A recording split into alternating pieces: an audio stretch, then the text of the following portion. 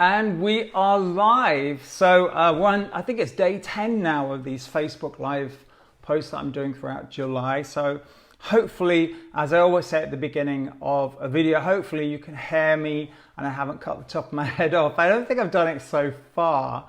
I shouldn't be saying that because it's day 10. It could be happening today. So if you can see me, like the whole of my head, and you can hear me loud and clear, if you can type a yes or just click that like button or something on Facebook, that would be super fab. So thank you in advance for doing that if you are watching this live. And if you're not watching it live, you can still type yes and click that like button when you're watching the recording, and I'd be just as grateful. So there you go. All right, so in today's video, I'm going to be talking about how to not feel so nervous when you speak to camera. So when you're speaking on video, I think it's a very common problem. I hear about it, but people usually come and ask me, how do I deal with nerves when I've either spoken to a group or a meeting, or maybe they've seen my videos online, and they say things like, oh, it's all right for you, because they imagine it's all right for me because I've done it a lot, but still I have to get over the nerves, and especially at the beginning. So I'm going to be sharing, as I always do, 3 ideas, 3 top tips, 3 things that I would hope you would take away and try out for yourself, just to see how they impact on the video, the speaking to camera that you do, and just make it easier. I would say right at the very beginning that it's actually quite normal to feel nervous, a little bit nervous when you're about to speak, whether it's in a meeting or to a large group of people in an auditorium, or to camera. And I'm speaking to my iPhone here because, you know, when you're doing this, even though maybe it's just you in your living room, I'm in my living room here in North London, even though it's to the camera and maybe nobody else is home, you know there's potentially a lot of people on the other end of the lens. So again, the adrenaline, the nerves will still be in effect just as much as if you're in a live room with a few or a lot of people. So I think the effect is quite similar. So I'm going to be sharing 3 ideas that are going to help you deal with that. So just before we get going, just want to mention again, the doors are now open for my online course. They open a couple of times a year, and they are open over the next couple of weeks. The course is Speak Like a Pro Online, how to create brilliant videos to grow, promote, and position your business and help you shine and share your expertise with your audience online. And of course, to build that audience as well. So if you want to check that out and see if it's the right course for you, just go to the website, mikeblissett.com/speak. Click the link. It's either just above or below this video, and you'll find out all the details and see if it's the one for you. So, feeling nervous in front of the camera. As I say, this is very common.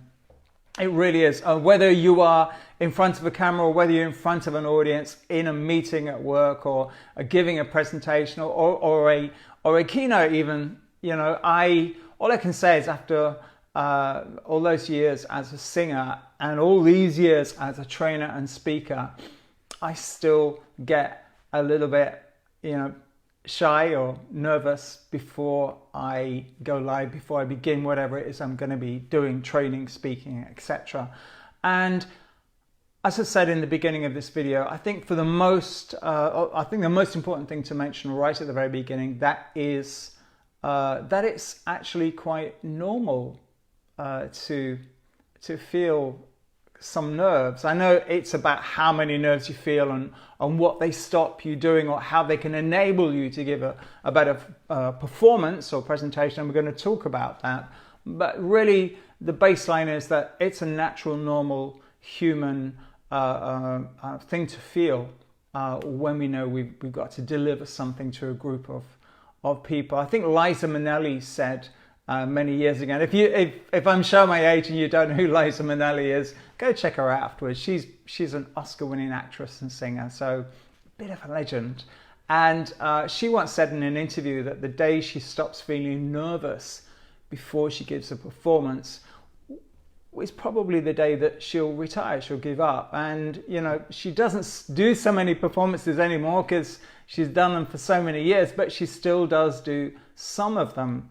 And what she said when the interviewer asked her about that, what she meant by that, she said, well, this feeling nervous, this feeling unsure or anxious before you go live in whatever performance it is, it actually means you probably have some respect for the people that you're going to be giving that performance to, your audience. And so how you channel that nervousness is the thing. Do you channel it into, adrenaline, energy, focus, so that you deliver the best of what you can deliver? And that's really what it's about. So I always remember that quote, that interview with Liza, and it's helped me through many a nervous moment before I go on stage, or I go into a training room, or before I deliver something live online. So hopefully that's useful for you. So I'm going to go into the three ideas that I'm going to bring to today's call. As I say, if you want to check this out and go deeper on this area of making videos for you, your business, and your clients and audience, then as I say, just head on over to the website mikeblissett.com/speak, or click that link somewhere around this video and you can find out even more about that. So jumping straight into this, how to feel more confident and less nervous when you speak to camera or when you speak on video. Number one is to practice. And I know you've heard this one from me before, and that's because it's one of the foundations of any performer in any guise that you've ever seen, whether that's a keynote speaker, whether that's a trainer, whether that's somebody delivering a Toastmaster speech, if you've ever been to Toastmasters, or whether it's somebody delivering a show, a concert, or a play, or a newsreader, or a talk show host, whatever it is, or an announcer at a sporting event. That ease and natural delivery is as a result of having a plan of what they're going to say and practicing it in some way. Even if it's a live sporting event, they have the notes. I've got my notes here. They practice the notes. Even though the sporting event, they haven't practiced the sporting event, they know, they practice, they've mapped it out, they know what they're going to do, so that when they begin it, the phrase I use is that they've set themselves up to succeed. So with you, if you are going to talk to camera, if you're going to deliver a webinar, a podcast, if you're going to do an interview, maybe, I sometimes do interviews on my YouTube channel for my newsletter, just occasionally. Still, whilst that interview is real time, I'm recording that and we don't practice the interview, I've got my set of questions. I know how I'm going to run through the interview, and I do usually email the questions to the person I'm going to be interviewing a day or two before. If that doesn't happen because they're out of email, visibility, they're traveling somewhere and they don't have access to that, then before the interview, we'll meet in a coffee shop or somewhere. I'll print out the questions and we'll talk through how the interview should go, and we'll just have a conversation, so that when we hit play on the camera or when we go live, even though it is live, we've set ourselves up to succeed. So just think about what that would be for you. Whether it is speaking at a meeting, it's practicing what you're going to say at the meeting and just being really clear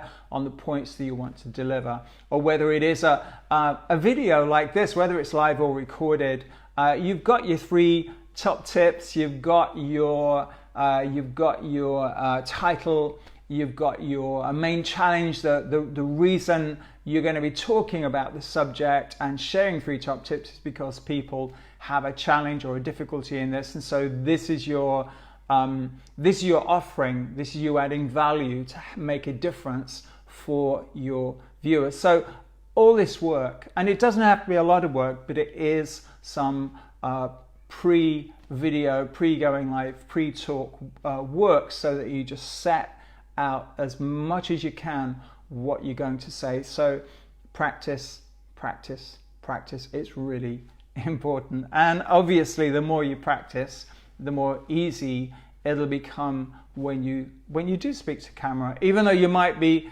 feeling the butterflies or getting a bit nervous or a dry throat, and it's a good idea. This is an extra bonus point. Have some water beside you, just in case you have a cough or a tickle or a dry throat.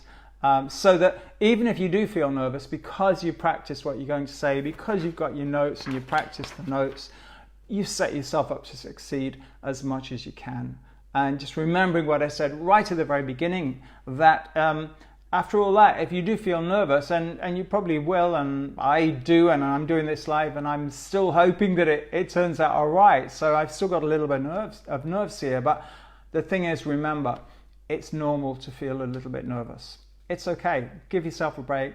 Give yourself permission to feel nervous and set yourself up to succeed with practice, practice, practice. So that's the first one.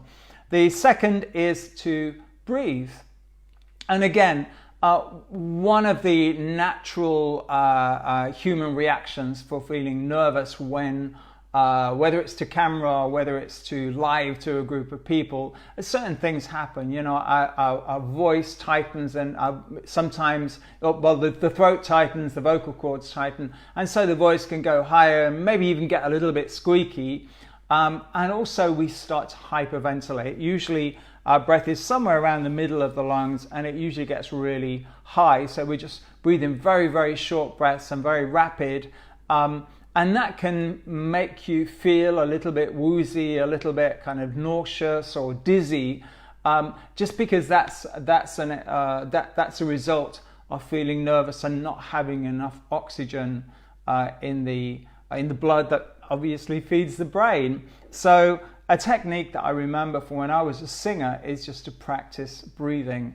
Now, when you practice breathing, obviously we do it all the time, but as a singer, as a performer, we practice really deep breathing. I'm not going to go through it now because I've done it in other videos, I'm sure you've seen them, but you can imagine, just try and breathe as deep as you possibly can into as far down into your chest or your stomach as you possibly can, and then hold the breath for, I don't know, 5, 6, 7, 8 or whatever it is for you. And then when you've held the breath, then breathe out. But don't just breathe out and breathe in again. Breathe out and push everything out, and then hold the breath just for a few more seconds, 2, 3, 4, 5, 6, 7, 8, whatever it is for you, and then do the same thing again a few times. And all I can say is, when you start practicing this, you will get lightheaded. The reason for that is you're taking more oxygen into the lungs, so more oxygen is going to the brain, and your brain is going to be thinking, where's all this oxygen coming from? And you will feel a little bit lightheaded, but guess what? It's good lightheaded. Your brain is getting more nourishment, it's getting more oxygen. So if you practice the breathing, and then when you do your presentation, you can feel the nerves starting to take over, and the throat getting a little bit tight, and the breath getting a little bit shallow.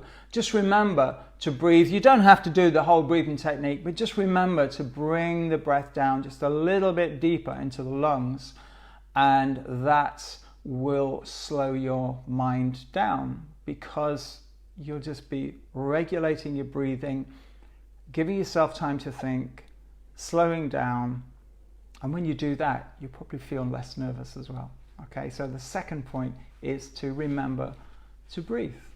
And then point number 3, or top tip, the next step, is to imagine the camera is a friend. So if you're talking to the camera, people who don't do this much, or if you're just starting out, we see this little kind of lens, whether it's on a camcorder or a DSLR, a regular camera, or whether it's on the back of your phone, as I've got mine here, and it's kind of like this kind of dead zone where it's just this implement, this lens that's going to suck, you know, whatever we have and beam it to the world. And we got all this stuff going on in our mind, thinking, what if I was stammer? What if I lose my train of thought? What if I have a brain freeze, or I can't remember the next thing I say? What if I can't join words together? Because all these things happen when we're in the moment and when we're nervous.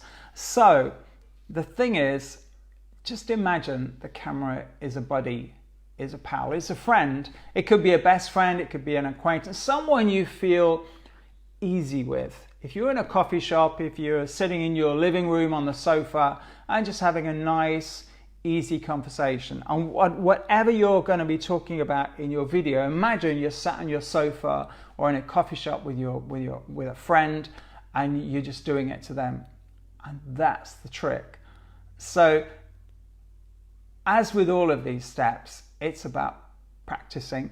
It's about repetition. The more times you practice doing or delivering your presentation to camera, imagining that you're doing it to a friend, that this camera is your friend. And sometimes people stick a picture of their friend just beside the camera, on the top of the tripod or the shelf, wherever they have the camera, just to remind them. And the thing is, the more times you do that, eventually you won't need the picture anymore. Eventually you won't need to remember that the camera is really your best friend.